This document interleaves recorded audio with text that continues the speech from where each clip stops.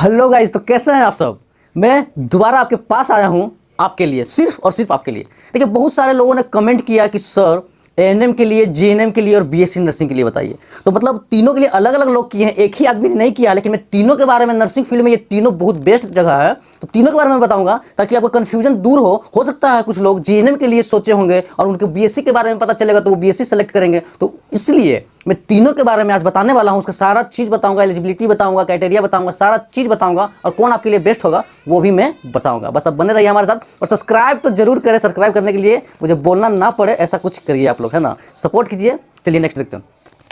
देखिए बहुत लोगों ने मुझे यही 3 कोर्स के बारे में ज़्यादा कमेंट आया है हमारे चैनल पे। सबसे ज़्यादा कमेंट आया है हमारे जीएनएम और बीएससी नर्सिंग के लिए। तो एएनएम को भी हम ले लेते हैं। देखिए, बात है ना कि ऐसा देखा जाए तो इसमें कोई भी आदमी, जो बहुत सारा वीडियोज आप लोग देखे होंगे कि एएनएम, जीएनएम, बीएससी नर्सिंग में कौन बेस्ट है, सारा बेस्ट है, कोई कंफ्यूजन नहीं होना। देखिए, ड्यूरेशन के अनुसार, आपके नॉलेज के अनुसार, आप कितना पढ़ रहे हो, क्या कर रहे हो, उसके अनुसार सारा अपने जगह पर सब बेस्ट है।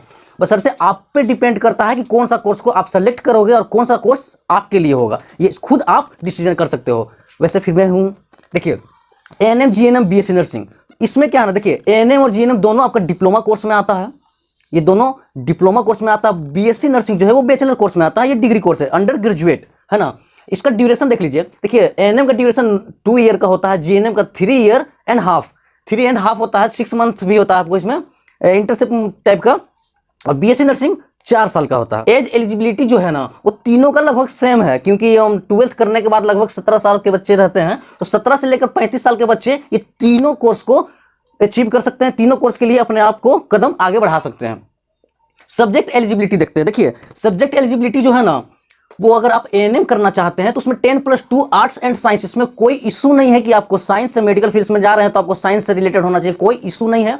इसमें आप डायरेक्टली आर्ट्स से भी रिलेटेड है तो भी कर सकते हैं, साइंस से रिलेटेड तो भी कर सकते हैं, कोई इशू नहीं है। जीएनएम, देखिए जीएनएम में 10+2 ही मैंने लिख के छोड़ दिया हूँ, क्योंकि देखिए इसमें अगर ना आपको पीसीबी, अगर जैसे बायोलॉजी, फिजिक्स और केमिस्ट्री, ये तीनों अगर रहे जीएनएम के लिए तो बेस्ट है, अच्छी बात है। लेकिन अगर वो नहीं भी है फिर भी आप जीएनएम में एडमिशन ले सकते हैं। और बीएससी नर्सिंग के लिए 10+2 के साथ साथ आपको बायोलॉजी, फिजिक्स और केमिस्ट्री तीनों मेन सब्जेक्ट होना जरूरी है। अगर ये तीनों मेन सब्जेक्ट नहीं हो तो आप बीएससी नर्सिंग नहीं कर सकते हैं। लेकिन आप जीएनएम कर रहे हो तो मेन सब्जेक्ट नहीं भी है, बायोलॉजी आप लिए हो चाहे नहीं भी लिए हो तो उसमें कोई मैटर नहीं करता है। आप जीएनएम के लिए बस 10+2 के साथ आप कर सकते हो। और अगर वर्क की बात की जाए तो देखिए, फर्स्ट एड जो है वो तीनों में आएगा। फर्स्ट एड जो है वो मेडिकल लाइन के कोई भी प्रोफेशन में फर्स्ट एड कर ही सकते हैं, वो करना ही पड़ता है। लेकिन अगर मेनली देखा जाए तो एएनएम वालों को ही फर्स्ट एड मतलब करने की ये रहती है, वर्क रहती है, काम रहती है, फर्स्ट एड करते हैं। जीएनएम वाली प्राइमरी मेडिकल केयर देते हैं, फर्स्ट एड भी उसी में देते हैं। बीएससी नर्सिंग को एक्स्ट्रा क्या रहता है, असिस्टिंग करेंगे डॉक्टर को, वो जब ओटी वगैरह में रहेंगे या कहीं भी पेशेंट के साथ रहेंगे तो उसमें असिस्ट करने के लिए बीएससी नर्सिंग को प्रेफरेंस मिलता है। तो ऐसा अगर मेनली देखा जाए तो आप ड्यूरेशन के अनुसार आप देख सकते हैं।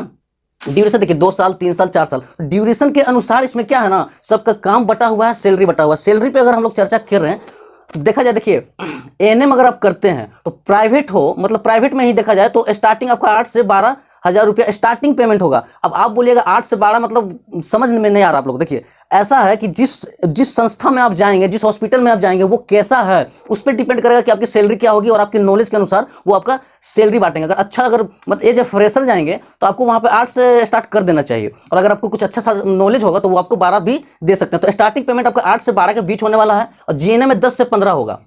जीएनएम को जो स्टार्टिंग पेमेंट होगा वो आपको 10 से 15,000 रुपया होने वाला है, 1000 रुपीज़ होने वाली है। बीएससी नर्सिंग में क्या है, बीएससी नर्सिंग में 10 से 25 तक जाएगा, 25 तक आपका जाएगा 1000 में। इसमें क्या है ना, इसमें आप टीचिंग लाइन भी पकड़ सकते हैं, बाकी भी जो है मेडिकल लाइन में वो भी आप कर सकते हैं। तो देखिए, इसमें सैलरी जो है ये तीनों में, ये प्राइवेट का है लगभग। सरकारी में आप जाइएगा, गवर्नमेंट जॉब करिएगा तो उसका सैलरी यहाँ चेंज हो जाएगा। तो ये प्राइवेट का मिनिमम आपका जो है ना वो मिनिमम 8, 10 और 10 मिलना तय है। और फिर आपकी एलिजिबिलिटी जो रहेगी, मतलब जैसा आपका नॉलेज रहेगा उसके अनुसार फिर सैलरी आगे बढ़ते जाता है। जो भी कोर्स करेंगे उस पर इस चीज़ का ख्याल रखिएगा कि जोन सा कॉलेज आप डिसाइड करोगे ना, उस कॉलेज के बारे में बढ़िया से पता कर लेना।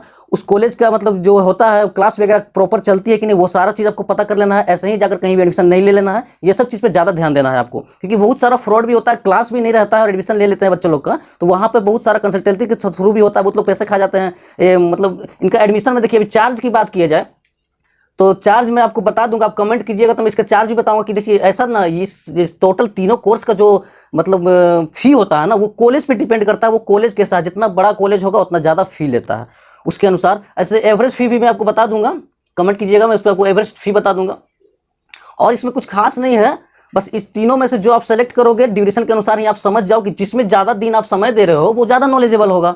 ऐसा नहीं है कि एएनएम खराब है, जीएनएम खराब है, बीएससी ही बढ़िया है, ऐसा नहीं है। सब ड्यूरेशन के अनुसार जितना समय आप जिस चीज़ पर दोगे उसमें ज़्यादा नॉलेज होता है, उसके अनुसार आपका सैलरी वगैरह काउंट किया जाता है। तो अगर एनी और भी आपको कोई भी कन्फ्यूजन होगा तो आप डायरेक्टली हमें मैसेज कर सकते हैं, और इंस्टाग्राम पे भी आप हमसे मिल सकते हैं, और डायरेक्टली आप हमें कमेंट करिए, सारा तुरंत इंस्टेंट आपको जवाब दिया जाएगा। सो गाइज, एक और चीज़ मैं आपको बता दूं कि जैसे ये जो कोर्स जो है वो बॉयज़ भी कर सकते हैं, गर्ल्स भी कर सकते हैं, लेकिन एएनएम जो कोर्स है ये सिर्फ गर्ल्स कर सकते हैं। अगर कोई बॉयज़ हैं जो जिनके पास ज़्यादा समय नहीं है, कोई बड़ा कोर्स नहीं कर सकते हैं, तो वो अपना यहाँ पर आपको CMD कर सकते हैं, CMD कर सकते हैं, समझे। एएनएम के जैसा CMD होता है, बशर्ते ये है ना कि एएनएम आपका 2 साल का होता है, CMD 1 साल की कोर्स होती है, वो भी इसका भी वर्क सेम इसी तरह का होता है, फर्स्ट एड वगैरह होता है। तो अगर कोई बॉयज़ हैं जो मतलब नहीं कर पा रहे हैं या सक्षम नहीं आगे करने का, तो वो 1 ईयर का भी चूज कर सकते हैं।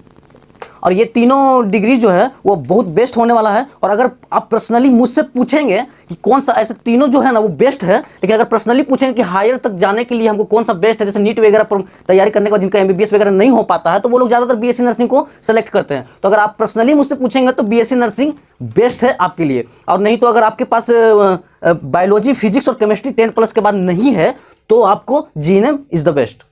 और आप कहीं भी जाएं तो देखिए, अदर स्टेट हो चाहे बिहार हो या कहीं से भी आप एडमिशन जब लेंगे तो इस बात का जरूर ख्याल रखें, मैं बार बार आपको बोल रहा हूं कि इस बात का जरूर ख्याल रखें कि वो कॉलेज एफिलिएटेड होना चाहिए। किस चीज़ से एफिलिएटेड है इसके बारे में आप पता कीजिएगा, टोटली चीज़ आपको इसमें ध्यान जरूर देना है, क्योंकि आजकल बहुत ज़्यादा कॉलेज के थ्रू फ्रॉड वगैरह हो रहा है, MP वगैरह में भी होता है। तो इसके वजह से जिस भी आप कॉलेज में एडमिशन लेंगे उस कॉलेज के बारे में अच्छा से जानकारी ले लेना है फर्स्ट ऑफ ऑल। उसके बाद आपको वहां जाकर कॉलेज भी विजिट करना है, उसके बाद एडमिशन का प्रोसेस आगे बढ़ाना है। और कोई भी बीच का आदमी के हेल्प नहीं ले, बोले तो दलाल वगैरह के चक्कर में नहीं आएंगे, वो लोग काफ़ी पैसा खा जाते हैं। तो डायरेक्टली आप कॉलेज विजिट करेंगे, वहाँ के प्रिंसिपल के मिलेंगे, वहाँ का डायरेक्टर से मिलेंगे, उसके बाद एडमिशन का प्रोसेस आगे करेंगे। उसके बाद मैं हूँ, आप डायरेक्टली हमसे कमेंट के थ्रू, इंस्टाग्राम के थ्रू किसी भी तरह आप हमसे मिल सकते हैं।